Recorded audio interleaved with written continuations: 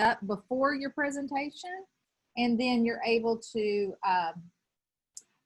find out information about your students. So now here's one that will also help us. We want to know how comfortable you are with using G Suite. G Suite is the Google, it involves Google Classroom, Google Docs, Google Slides, and all the add-ons that you can get. We want to know where you are. Again, this is a formative assessment of finding out where does our instruction need to begin. Now with 200 people, it's a little hard for us to tailor it to your individual needs, but we're going to do the best we can. That's why we've offered multiple modes of learning and communicating. So we've got some that are very uncomfortable and some that are very comfortable, and a lot in the middle. So that's great.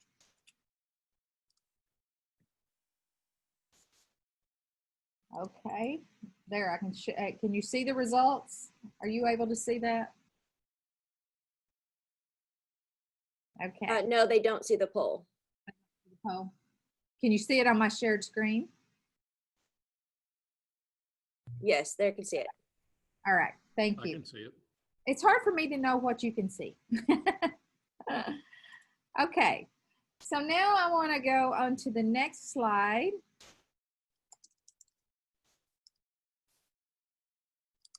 We already did the poll questions.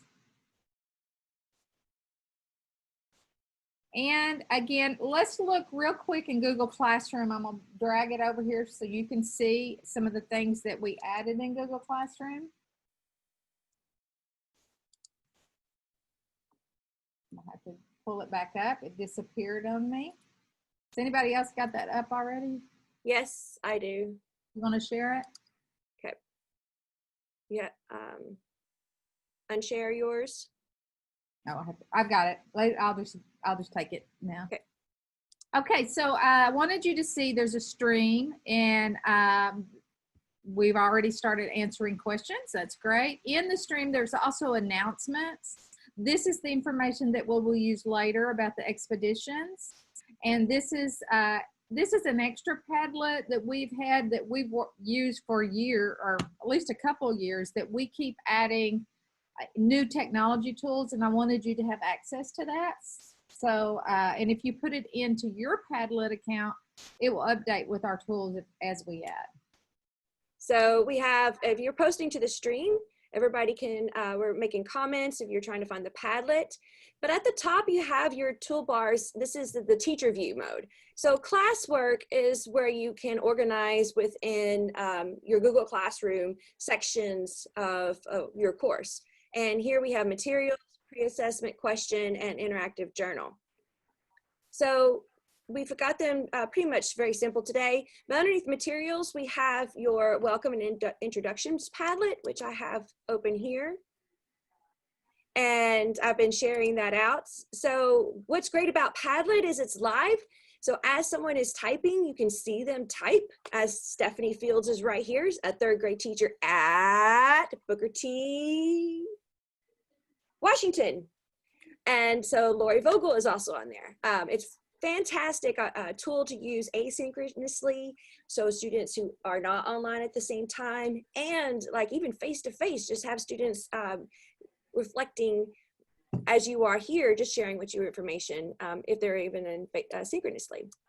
So that's how you access that. To have people join, there's a code. You can see all the people who have already logged in, the teachers, and then your grade system is represented there. But Stream is a fantastic place. This is where you can access comments from the class. And so if you have a specific question, then we'll be able to answer you there, as well as in the chat room you have. Anything else you want to add, Jason or Debbie? Yeah, I just want to remind everybody, if you're having a hard time getting in, we have more people on the video than we do in the Google Classroom. So if you're having a hard time getting into Google Classroom, use a personal Gmail account, because you might be blocked from your district's email account. One of the questions is, does Padlet have a free version for teachers? They have a free version. You can only do 3 pads though for your 3 versions. So I actually use the free version so that I just recycle my pads for my students. So Carrie, that's one way that we kind of get around the paid version. So yeah. That's what I do as So, well. and that's the dashboard of what Padlet looks like from the front end. Your creation, choosing the different design that you want. And then to join a Padlet, the students put in the code, the URL that you have. I can show you how to get that, and they just automatically join. I ask my students to create a free account so that when they go log in, I know who is answering what with all these wonderful names. And if I were to say hi to Lori here,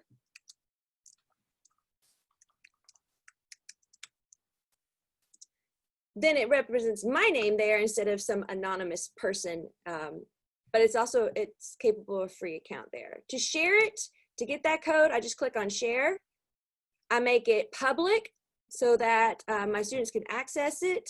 I can also change that so it's private, but only I can access it. Password, so that the students have to have a specific word or code to log in, or secret, so that I could share it with people, but only those who have the link can actually find it, which is very similar to the YouTube unlisted. And then I have it represented as public. I can also change as to what people can do with the Padlet. So right now you can't edit anything. You can't delete anybody's comments or that kind of thing, but you can write. Michelle, one of the questions was, how can you copy it to your own Padlet so that when you open up your Padlet? So I can add this to my dashboard. Yes, that's what. And so when you go to the dashboard, you search for the gallery. And then you can search for the specific one. We call it welcome and introductions. I'm not going to be able to do it because I'm the owner. Oh, gotcha. But you search for it here, you click on it, and I can add it to my dashboard. I believe. Is it remake, maybe? Yeah, that's what it is. They change things, so sometimes we don't. You used to be able to. So I can just copy the design, and if someone had actually posted like this as the ancient Greece enchanted forest, I could copy post there, hit submit. It's making the creative juices are flowing. So now I have an exact copy of that person. I go back to my Padlet dashboard, and it should be there, but I don't think I have enough room to see it. The other thing is you can just keep the link, like the technology tools, things that I shared with you on Google Classroom, just keep that link and you can keep revisiting it. You don't necessarily put it on your dashboard. That way you'll know when it's updated. We'll post some specific links in Google Classroom for how you do that. So our next thing that we want to talk about is the virtual interactive notebook that we're going to use today. Jason, do you want to talk about that? Sure. So, and I'll share my screen with you real quick so that everybody can see the virtual notebook. I was kind of working on it as we. How many of y'all have used interactive notebooks in your classes? I can't see your hands, but I'm going to assume you're raising your hands. Because I know, especially as a science teacher, a former science teacher, that is something that I enjoyed using. But you can do it virtually. You can just use Google Slides to make a virtual interactive notebook. You can put links in there, and it's a great way for reflection. Okay. And that's what we've done. One of the things that I'm excited about is that one of the things virtually that we talk about that works both virtually and in person are hyperdocs. And I'm an ISTE certified educator, and ISTE really loves hyperdocs. That's documents that include hyperlinks to specific places. And we used to look at hyperdocs and used to create web quests and things like that with the same idea, where we're helping control where students go online, so that as they do research, as they do events online, as they do they look for information, as they're investigating things, we can help control where they go. So that's part of this idea in this journal that we have here, this interactive notebook. As we go through the session today, we have some questions, some breakout times we're going to jump into, some just breaks that we're going to take over our 2 hours together. And then we're going to have you fill out some things on the notebook. There's this number 9 here has just some notes. If you fill up those notes and want to add more pages, you are welcome to do that. The document you have is your own document and you get to keep it forever. Yay. So if you have any questions, drop them in the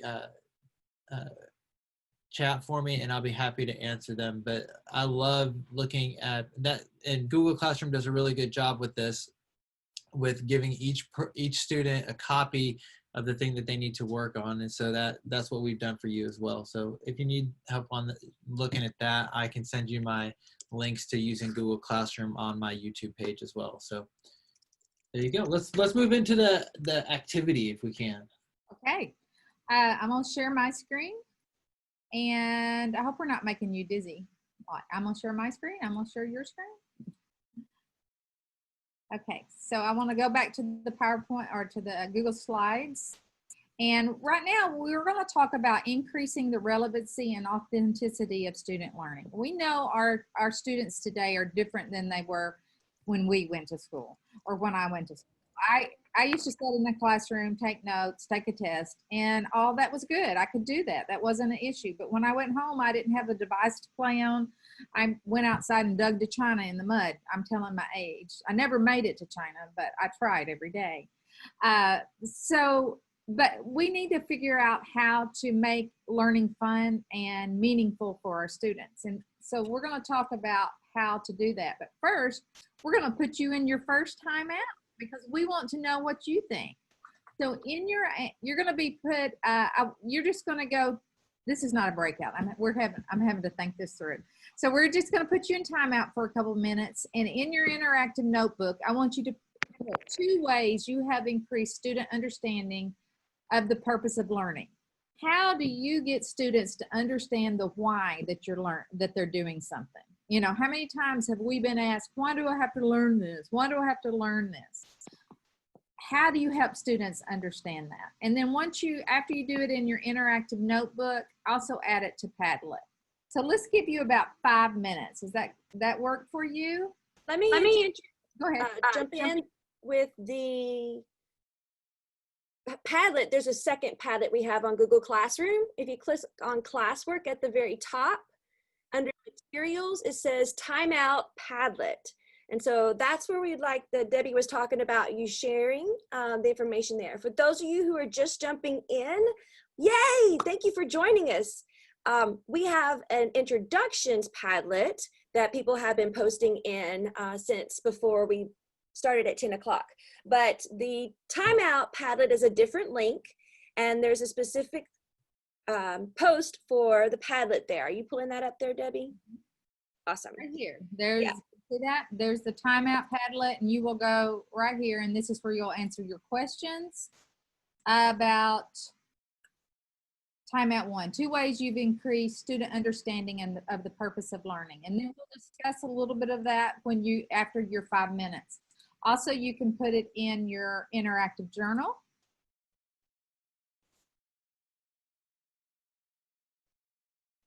And everybody has their own. And this is your awesome takeaway, as Jason said, because we always love stuff to take away after attending a PD. I do. So a couple of things on the Padlet, you can either just go and click on add a comment, or you can click the pink plus sign in the bottom right-hand corner and create your own thread there. But timeout, be sure and label it timeout number 1 if you do that, so that we can have an understanding of what you're talking about in your post on this Padlet. Okay, Debbie, how long we're giving them? 5 minutes? Yes. Okay, so awesome. 10:30. And so we can watch this live to see, and I can go ahead and start talking about it, and y'all jump in and talk about it as well.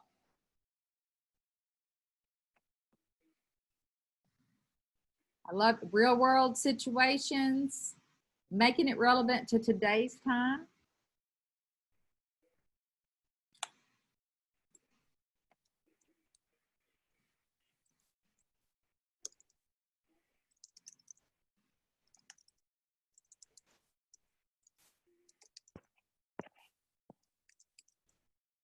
Real world topics that address your standards. Very good. We have to remember that we have to consider our standards. We just use the real world as our context for learning, but our standards have to guide our knowledge and skills.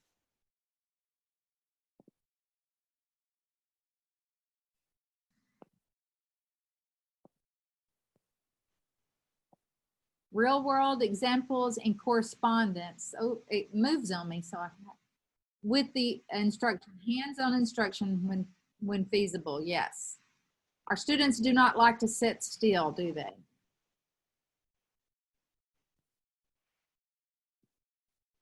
Encourage students to problem solve together. I love that. We want our students to learn together. Most of our jobs in the real world do not involve isolation, do they? Except for maybe right now. But you still are in Zoom meetings all the time. Problem solving is not an individual effort. At least the best problem solving is not. Our students have to develop the skill of collaboration. Make it interactive. I will teach real world math and learning. Connections to real world and examples. You are doing great. I think maybe we're going to let you teach this PD. Student-centered classrooms. That's so important. No longer should we be the sage on the stage. And that's difficult if you have an online environment. So we do things like Padlet and other tools that we're going to show you will help make it more student-centered, because it is difficult to not be the sage on the stage when you're in a Zoom meeting. Acting out real-world math problems to assist with comprehension. I assume that means actually physically acting it out, which I think is a great way. I love the human graphing that you can do. In science classes, we use real-world phenomenon when we begin a topic.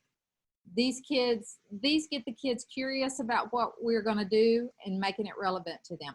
I love that. I always, when I talk about science, I do a lot of science PD, and when I talk about it, I always say I like to put my cart before the horse, meaning that I want the activity done before I give them the information, the content information, because it makes them more curious, just like you said.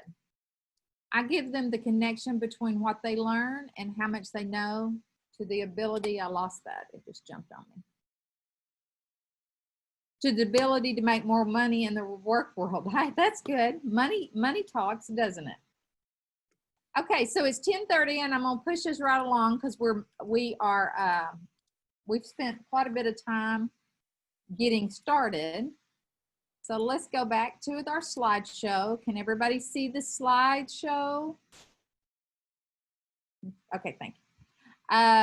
So this is my attempt at real world, thinking about a unit of study that would be relevant to our students. So of course we know right now all in the news is COVID-19, one of the many trials that we're facing in year 2020. So I just kind of did a little brainstorming on my iPad, and then I was able to upload it here. So we know that COVID-19 is a virus, so we could take it and study about a virus. We know that COVID-19 has affected our community, and so you could break that down into government, economics, society, schools, healthcare. So any type of social science content standards you could use.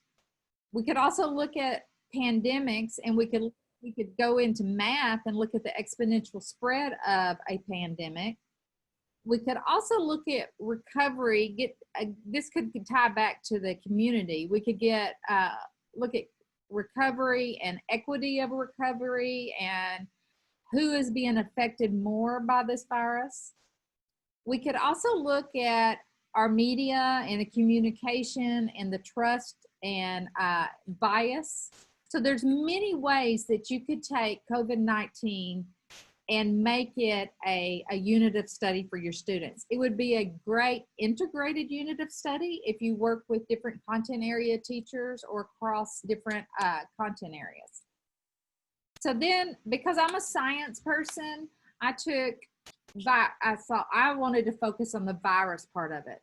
In many of your science standards, you will talk about living things. You'll talk about, of course, organisms. You'll talk about microscopic organisms. You'll talk about cells and all the kingdoms of the animal kingdom. Then you look at virus. So I broke down the virus and we looked at the structure of a virus. Is a virus living or is it non-living? And what are the types of viruses? So that's an area you could go in. You could also look at the host. Does a virus have to have a host? How does it multiply? How does it grow? How does it infect? How does it spread? And you can get back into the math with exponential. You could also get into the social science with how do we control the virus? How does it change? How does it affect people? You could get into the psychology as well as the physiological responses. So that is kind of what I did with this. And this is, so we're going to focus, see the red circle, we're going to focus on that. We're going to we're going to take you through a problem-based learning mini lesson in the context of COVID-19 learning about viruses. Okay, so we talked about our viruses and about how to start a curriculum unit of study. So the question we have for you right now, and is set up by Bon Jovi himself, are viruses living or non-living? So that is something that has been discussed over time. There's evidence for both. And scientists don't really, they may say they know the answer, but they really do not. So I want you to go to the Padlet again, and I want you to list characteristics of living things. And you can add this to your journal or interactive notebook, and you can also add it to Padlet. So let's see what are some things that make us living. How do we know that something is living? You go to the timeout 2. I think Michelle made another one since we found out quickly that was a little confusing. So what are things that how do we know something is living? How do I know that this computer is not living? How do I know that a dog is living? What are things that they have? Living.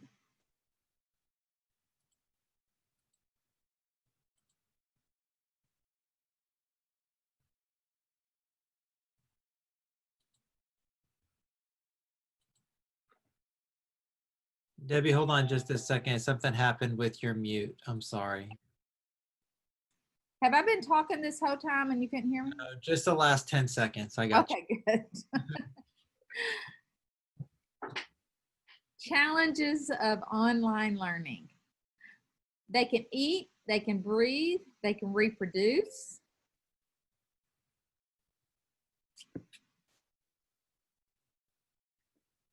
They metabolize something for energy.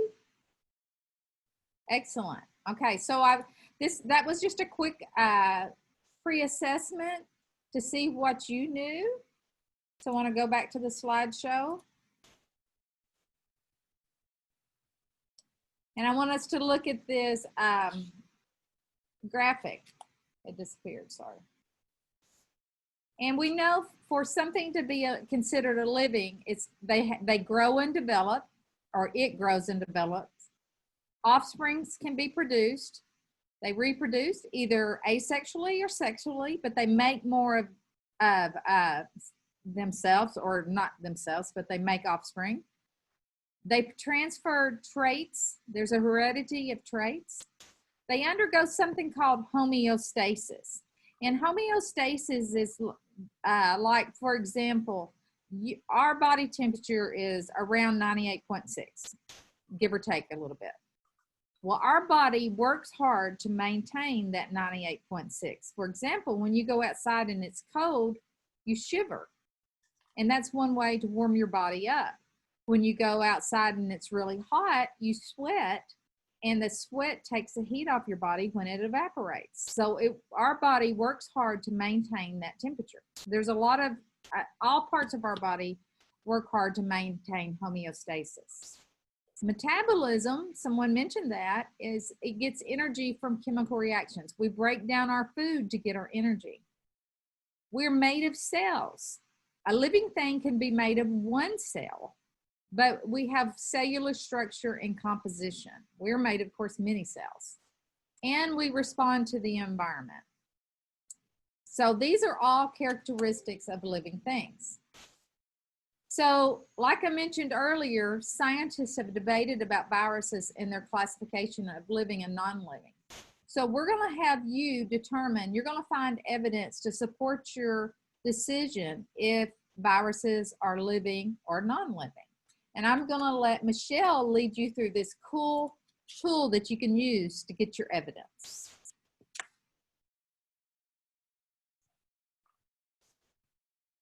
You ready, Michelle? I'm muted. Okay, so Debbie, if you'll go back to the slide that shows the instructions of Explorer. Here? Yes, thank you. So we had in our initial email to you for you to download Google Expeditions. And this is a tool that does need Wi-Fi, but you're going to find out some really cool things of what it can do. What we'd like to also know is that when you are in Google Expeditions, there's a couple of different types of variations of how to view what's there. So we have augmented reality, which we have tagged as AR, and virtual reality, which is tagged as VR. And I'm going to demonstrate what those two are for you. So if I could share my screen now. Okay, and then I'm going to become the spotlight for today, right now. Okay, so basically, in my Google Expeditions, I have a library of different access that I can do. And it's all different types of content, from arts, to music, to science, math. It's amazing. So I've already downloaded the 2 viruses that we have. So if you couldn't download Google Expeditions, I'm going to demonstrate what it looks like. And I'm so sorry. But if you have the opportunity to do so, I think you'd just really enjoy it. So I'm going to upload the virtual reality first. And when I have it, I have the option to view it in VR, but I need the VR goggles for that. And so, but I don't necessarily have VR. And Google Expeditions must be on a device. So it needs to be on a phone or a tablet of some sort, but it is not just for Apple. So I'm going to click on View, and virtual reality is basically taking me into a new realm, and I can zoom in to my location. So this is a virus lab. I can click on and zoom in on what it is I'm looking at. But then also what Google Expeditions has done, you can't read this, but down in the bottom corner is this blank slide that says Discover. And it's full of questions about the discovery of viruses. So everywhere from how they used it, the different scientists involved, and I can continue to scroll through and read more information about that. I can also slide it to get more text. And I know you can't read it, but you can see the movement. There's also within VR, it takes the idea, and I can swirl around and look at the information. So it's a virtual reality. It's not in ours. Augmented reality is what we live in, but it enhances it a bit. So I'm going to click on the one that's called Inside Viruses. And I'm going to click on then View in AR. So what it wants to do is just type my device. I've tried the screen mirroring. It's just not working right now. And it's wanting to say, hey, you need to find a spot. So I'm going to find a spot on my floor, and these little white dots start to appear on my screen. When it finds a nice spot. Oh, it was just there. Where'd you go?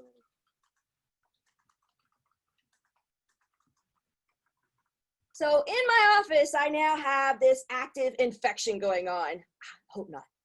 So here, I'm now going to say, well, I'm going to learn about a vaccine and what that looks like.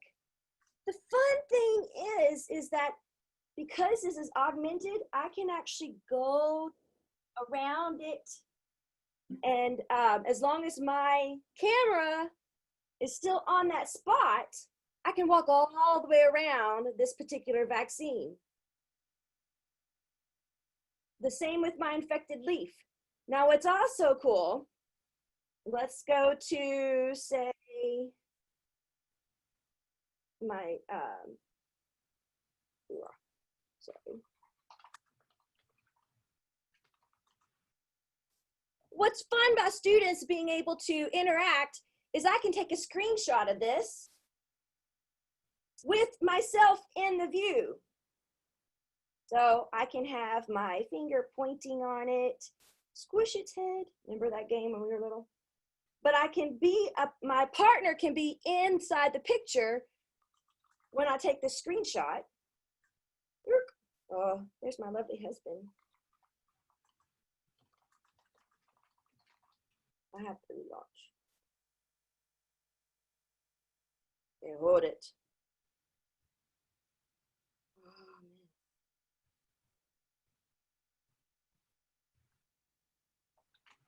Okay.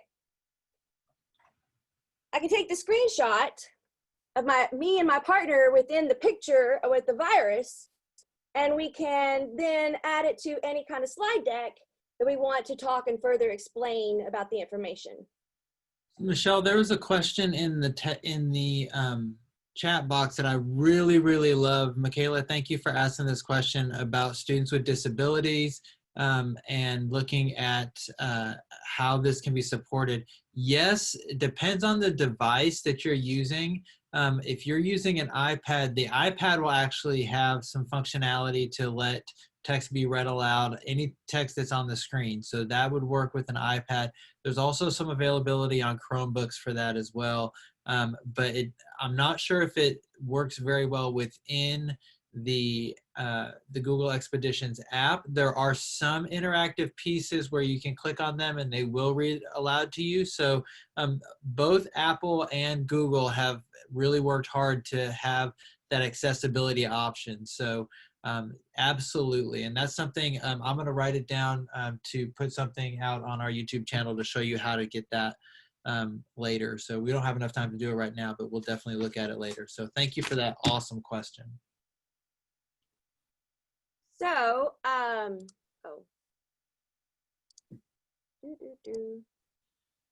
now no longer going to be the spotlight. But if we can share our screen, go back to our presentation. Debbie, you would take over that? Well, can you put them in groups, Michelle? Yes, I'll put you into groups. Okay, so you're going to go into your breakout rooms. I don't know if you used breakout rooms in Zoom before, but this is a great way if you're teaching online to put your students in small groups. Now, we will have a lot of breakout groups because we have about 135 participants today. Hopefully, your classes will not be that large. But once you get in your breakout rooms, I want you to take the tools that if you were able to download it, one of you were able to download Google Expeditions and the virus AR and VR, we would like you to investigate and compare the findings investigate the characteristics of life of viruses and compare the findings to the characteristics of living things. So see if you can find out if viruses grow and develop, if they reproduce, if they transfer traits, if they have homeostasis and metabolism, if they're made of cells, and if they respond to the environment. And once you do that, I want you to add the evidence to your interactive notebook. We have changed the name of that interactive notebook like 3 times, and we did not make it consistent throughout this presentation. I apologize. But so you're going to add your evidence to your interactive notebook, and then we will, is this also on the Padlet, Michelle? Do you remember?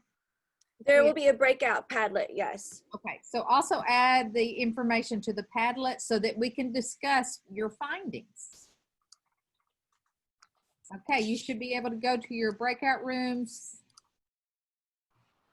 So we also had the time, you don't have to add this to the Padlet there because you were all having enthusiastic conversations about tools and about viruses. So, but we do want to give you the opportunity to say, like write in your interactive notebook or just all your handwritten notes about your understanding of viruses and whether you are your choice of them living or non-living. So that was the timeout component there. There's also a poll question that we would like you to answer, what you think. Are viruses living or non-living? Let's see what you come up with. And this is not a right or wrong, I don't know who's answering. I mean, but in class, like with the Padlet or the interactive notebook, we would make you support your decision with evidence. Claim evidence and reasoning. It's so funny because this balance of almost 50-50% is exactly what the scientific world says. Yes, and they did complete some of the Padlets. Some of them said viruses are not living, but they can infect living organisms. Someone posted a medical journal article for NIH about virus and passing on genetic material. It does not have cellular structure. The virus is not, it doesn't have cellular structure. Nope, not alive. Viruses live, but not really. When they start creating art, I think they'll be considered alive officially. That's funny. That's a good one. We're 50-50 split on the poll, but in the Padlet, it's pretty much not living. I'll tell you one thing, the people in my group said, one of them said that virus, what did they say? They didn't have cells. Viruses are not living. That's why antibiotics do not affect them. And then we broke down the word antibiotic, and of course, biotic means living. And so, you know, antibiotics work on living things, but not on non-living things. But it is something that, as the description here says, they possess genetic material, they evolve by natural selection, they change. We know that we have to have a new flu vaccine every year because they change, right? They reproduce by creating multiple copies of itself, but they reproduce through the use of a host. They need us to help them reproduce, or another living thing. But they do not have they're not made of cells. They do not respond to stimuli. They don't metabolize or maintain homeostasis, and they do not grow and develop, which is often seen as the basic requirements of life. But you know, do we really know? Are we certain? Because they do have some characteristics. So I like these type of scenarios for students, because really there's not a right or wrong answer. They can debate it back and forth, and you know how they learn? One way they learn is through debate and through argumentation. All right, Michelle, would you go to the next slide? I noticed Jason posted a link to another Google Docs in case Yours did not populate there.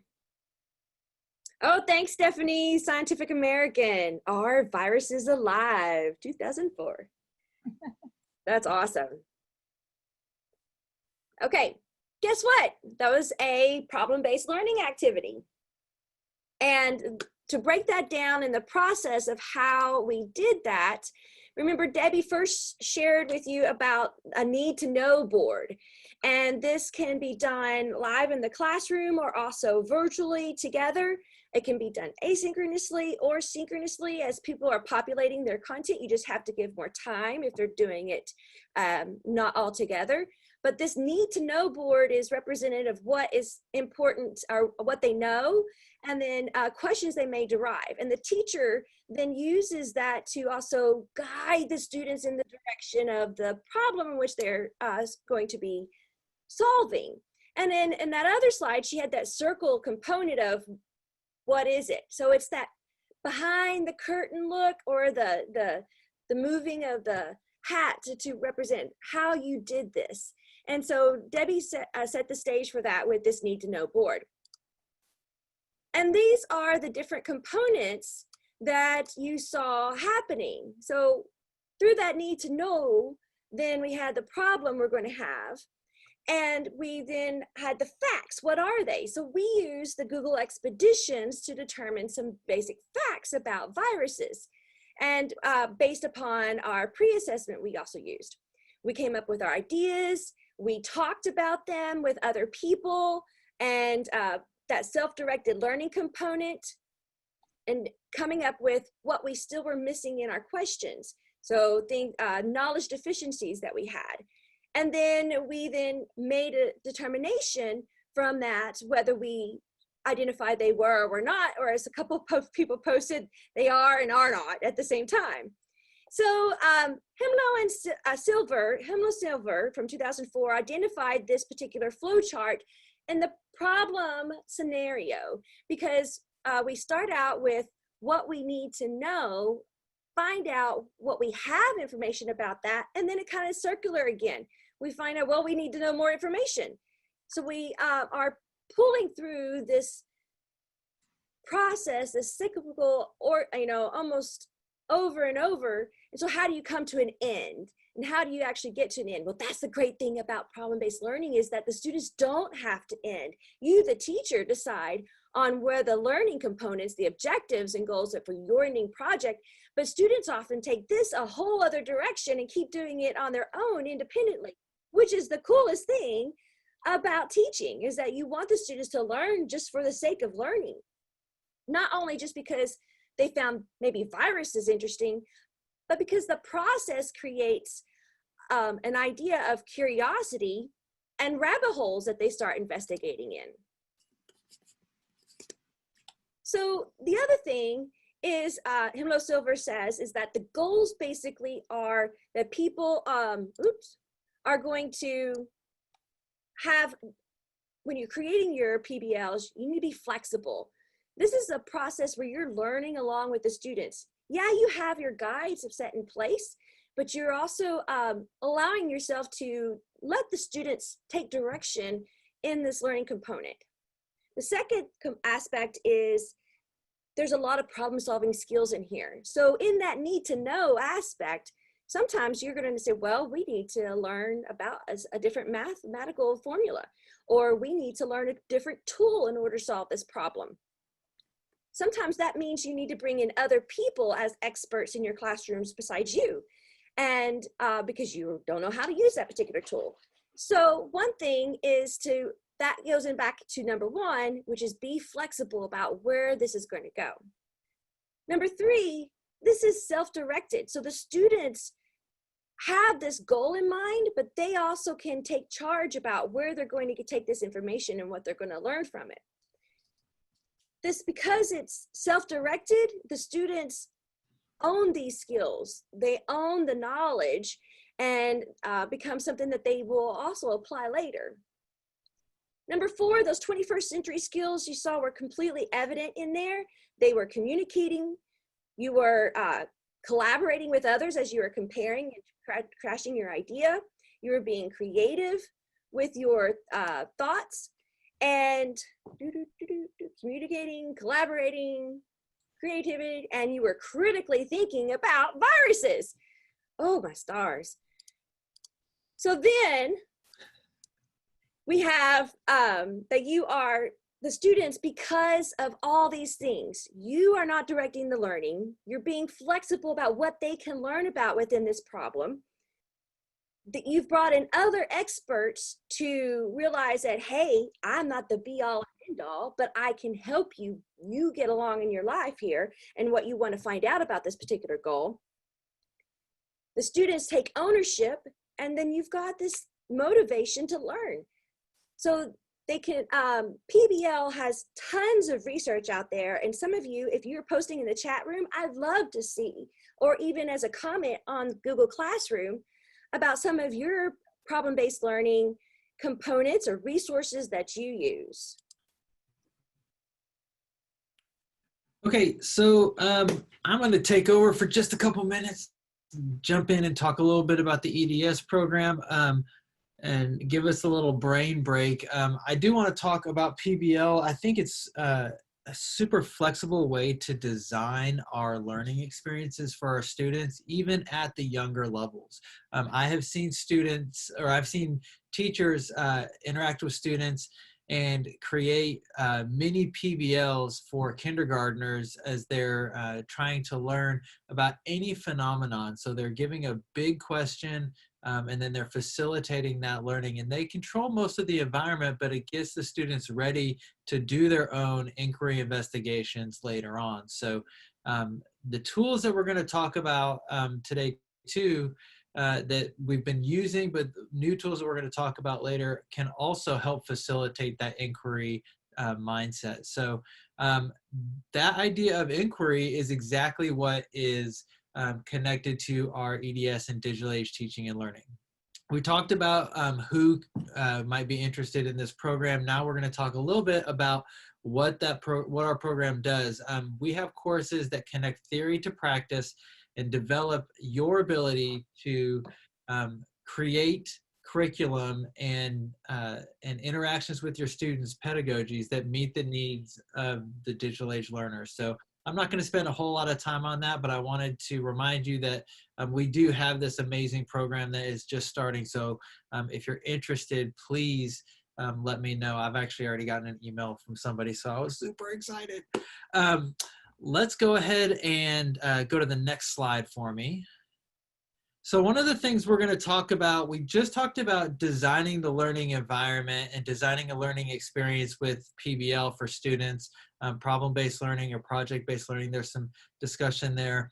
But what we're going to do next is think about the tools that we use in any learning experience. We want to make sure that we're using them to the best of our ability. So the Triple E framework is a framework that has been developed recently that really helps us as teachers make sure that we are using technology effectively in the learning environment, both in a virtual environment and in a non-virtual environment. Do you want me to go ahead and share my screen on that one? Or you got that? Yes, I'll unshare. Okay, so let me pull my screen up real quick. Okay, so the Triple E framework, can everybody see that? Give me a thumbs up. Yeah.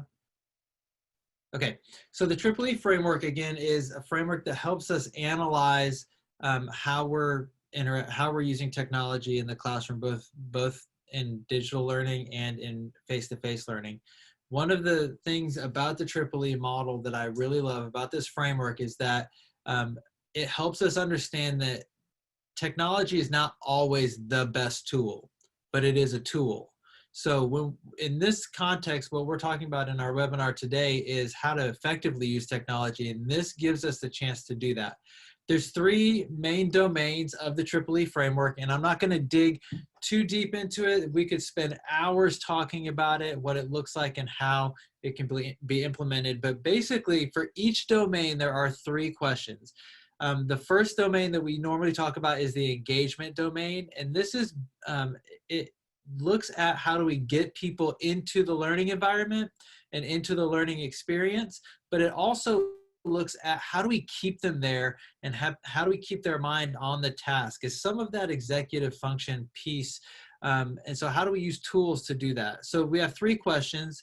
Does the technology that I use as a teacher that I have students use allow students to focus on the task, to make sure that the time is spent wisely? Does it motivate the students at the beginning of the lesson? And then does it cause a shift in this passive to active social learning? So the PBL process is inherently active. The students are making decisions in that process. And so that design really fits into the EEE models. But do the tools that I use next, that's the next question, do the tools that I use, does Padlet help me make sure that my students are continually motivated, and are they active and social in their learning? So the next one is enhance. It's really looking at, does the technology tool help develop a sophisticated understanding?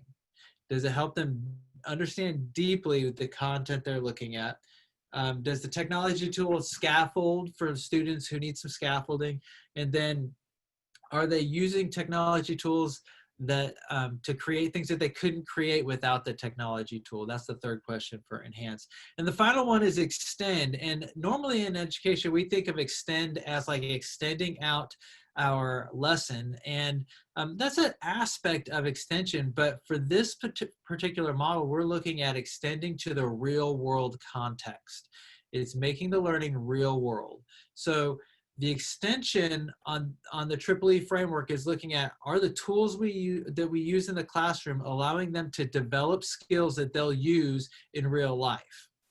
So are we using Microsoft Word to help them type? Are we using Google Docs? Are we using things that they would use in a job later on? And are we using social media to help them learn socially, or aspects of social media to help them communicate the way that is the most effective at that time? So that's that everyday life experience coming in. So there's 3 questions there. I'm not going to read them to you on the slide, but we'll go to the next slide, and we're going to have a little bit of a breakout. This will be a 10-minute breakout, and we're going to look at how does the EEE framework look for the things we've done so far. So we've talked about Google Expeditions, the AR, VR. We've done some polling. We have Padlet. I didn't list that on this slide, but we have Padlet, and then we have our journal, the interactive journal that we've been using that some of y'all have had some issues with. I'm sorry about that. I think that's a Google issue. But in our breakout, in your journal, there is a rubric. I want you to look at all the tools and go through the rubric in your breakout and talk about, do they meet the standards of the EEE framework? So I'm going to go ahead and stop sharing my screen for just a second. Let's see, stop share. And we're going to create breakout rooms, and we'll do again 10 minutes, and we're going to go ahead and open the room. So please accept that invitation, and we'll go 10 minutes. And so at 11:33, we'll be back. So I'll do that actually during our break. So if you could, what do you think? Do you think that, I want you to either put in the chat and I'm going to make the screen so I can see everybody. At the bottom of your screen, there's a little face that says reactions, and you should be able to do a clap or a thumbs up. If you thought that the tools that we've used so far meet the EEE expectations, go ahead and put a clap or a thumbs up on yours. Awesome. Mead, I do the same thing. I always do the thumbs up on my own too. Awesome. So I think that if this is the first time you've seen the EEE framework, like I said, I'm gonna go ahead and put a link to their information. Whoa. And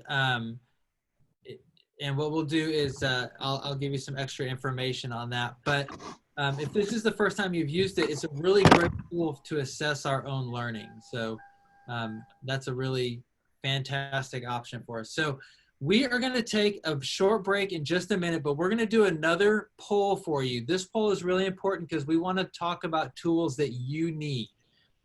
My expertise is in educational technology and connecting that educational technology to your teaching. So we're going to talk about some tools after our break, but I want you to answer this poll. Let me get out of that poll. Got it. You got it? Okay.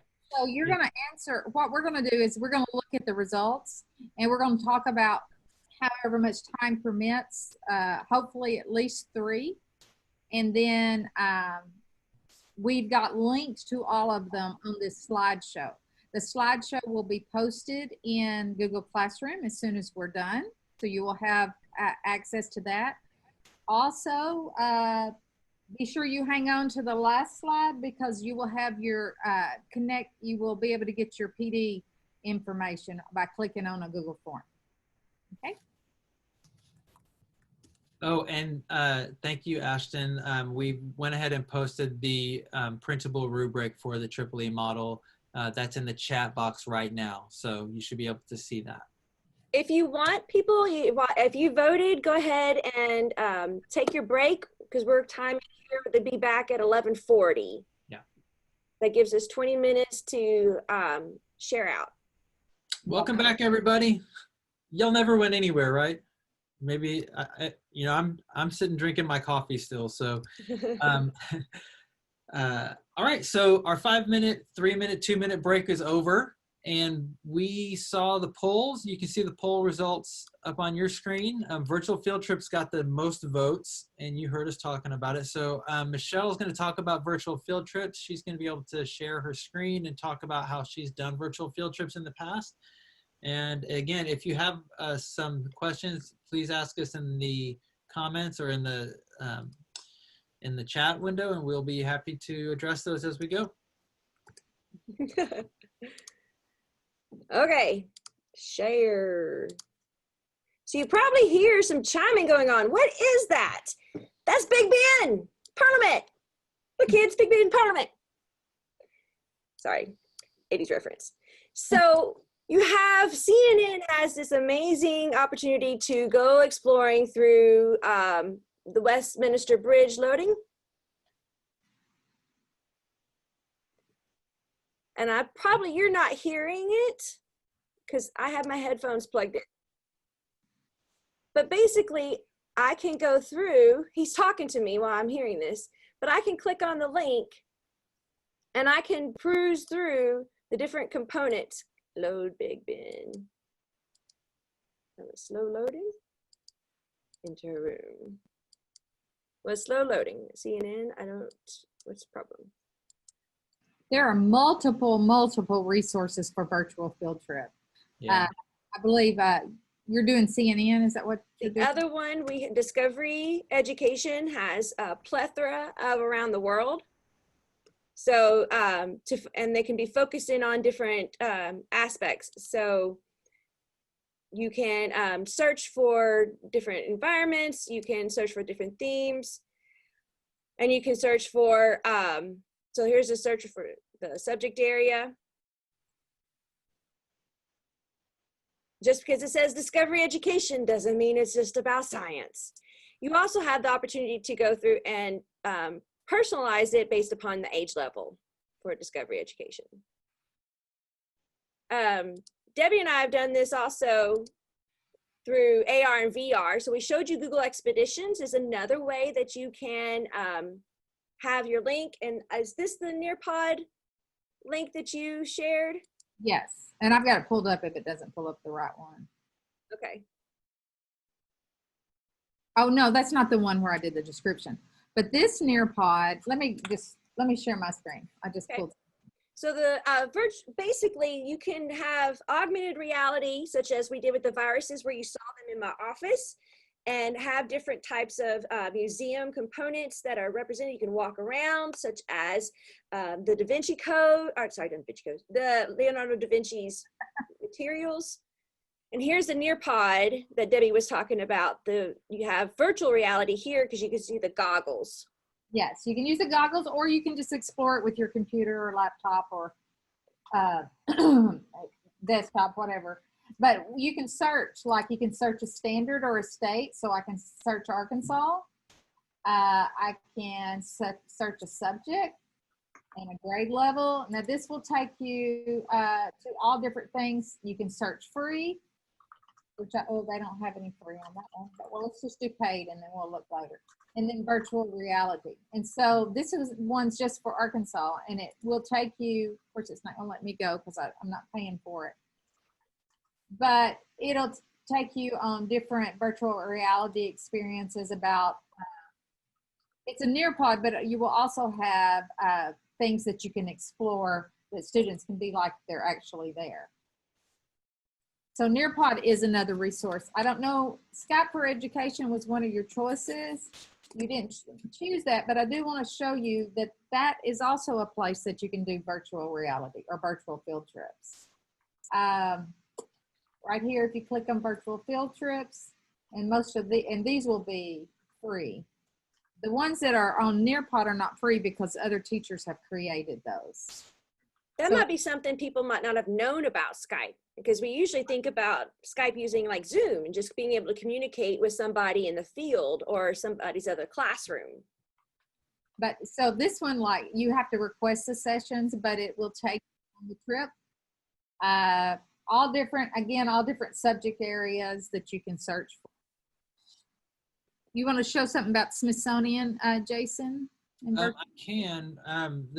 You said the arts, Google Arts. Yeah, if you just want to type in Google Arts and Culture at the top of your screen, since you're already sharing. I was responding to some people in the chat. And also, if you just Google virtual field trips, they're everywhere now, and we're more and more since we're having the issue with COVID. So Google Arts and Culture is a platform that is available on any device, and they have major works as well as different cultural heritage places that you can explore, and you can explore them in different ways. And they give you a bunch of information and history within them. So for students that are connected to the internet, they're able to explore multiple heritage sites in Europe and really over Western civilization, as well as amazing works of art and images that connect to history and to the experience that we're having right now, it seems. So let's, I didn't want to spend too much time on that. And you can also, someone is posting in the chat, you can also do some things on YouTube as well. One of the questions that I had that I want to address about virtual field trips is, if you have students that have to work offline, they're not able to do the interactive online pieces like Google Arts and Culture, you can take some of the content that you want them to learn or places that you want them to see and put them into an ebook. And an interactive ebook can be downloaded to a student's device, and then they can use that ebook to learn and experience a very similar experience that you would have in a web browser. So Book Creator is a really easy way to do that, and that's available both on Chromebooks and on iPads as well. So there's a lot of different options there, but there are ways that you can do that for students who don't have access to the internet. They can still get some of that information at home if you're in a virtual learning situation. All right.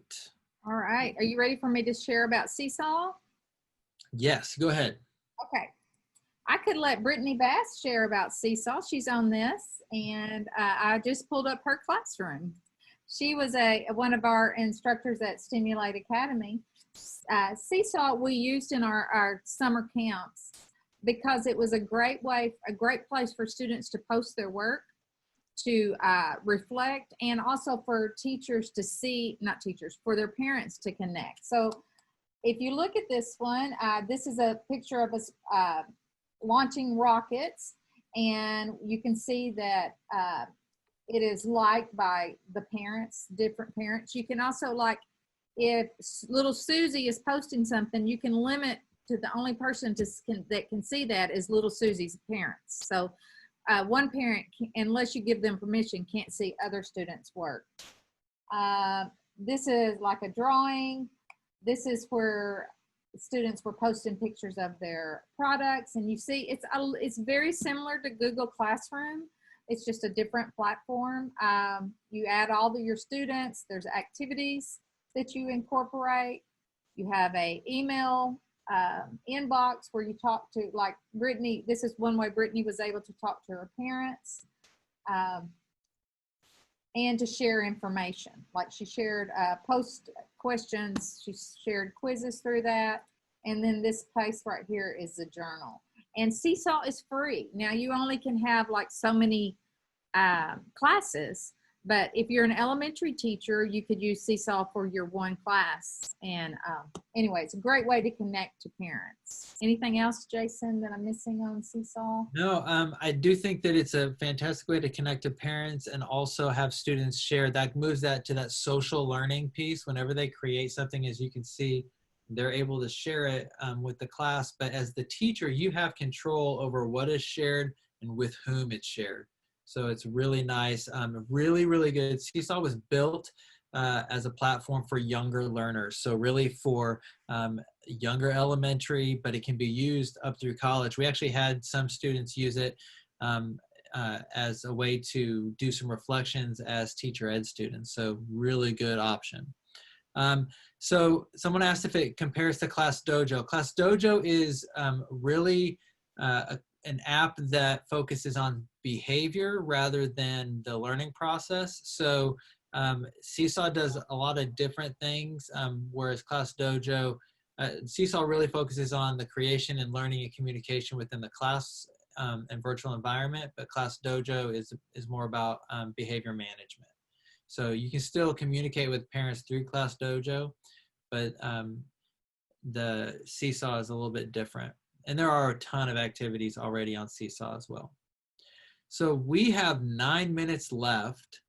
I'm going to share a couple things with you. I want to share my YouTube channel, and I only do that not because I'm a YouTuber, because I'm old and I can't call myself that.